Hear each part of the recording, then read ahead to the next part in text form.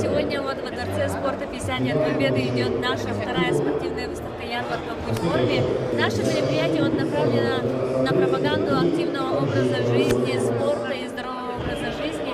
Сегодня представлены вот такие большие клубы, как статика, сайклинг, фит, кроссфит, ЕКТ, бодилайн. Также у нас есть вот фитнес, интенсив и магазин спортивного питания Realmed, магазин Тагаз, магазин Форвард. И я думаю, то, что эта площадка «Будь в форме» собирает вокруг себя людей активных, целеустремленных, которые по-настоящему любят спорт и пропагандируют активный образ жизни.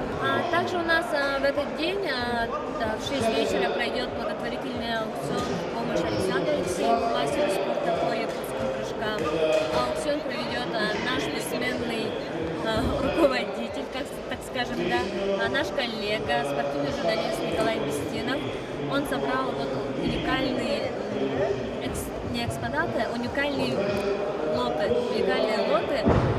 Там есть спортивная дорожная сумка сборной России от Сардана Трофимовой, перчатки Георгия Руслановича Балакшина и многое другое. Я думаю, это будет очень интересно, так что приходите, и самому смелому, так скажем, достанется приз.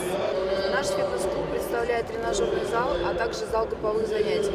Сегодня на выставке мы покажем такие классы, как аэро-йога, сайклинг и функциональный тренинг с помощью петель TRX. Что представляет собой байк? То есть на данный момент у нас самые современные велотренажеры сайклинга, на выходе которых спортсмен может посмотреть свою мощность, как он, насколько он регулировал нагрузку себе, то есть добавлял ли он уклоны, переключал ли скорости.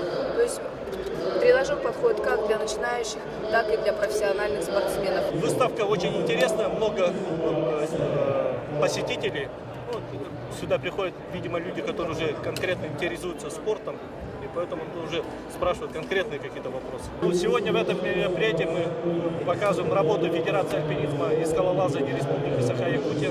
Также рекламируем работу скалодрома. И как директор второй школы уже показываем работу своего тира. Тир работает в школе на 10 мест, и сегодня мы раздаем разовые пропуска для знакомства. Также разовые пропуска мы даем в скалодром, чтобы уже взрослое население, студенты познакомились с работой скалодрома.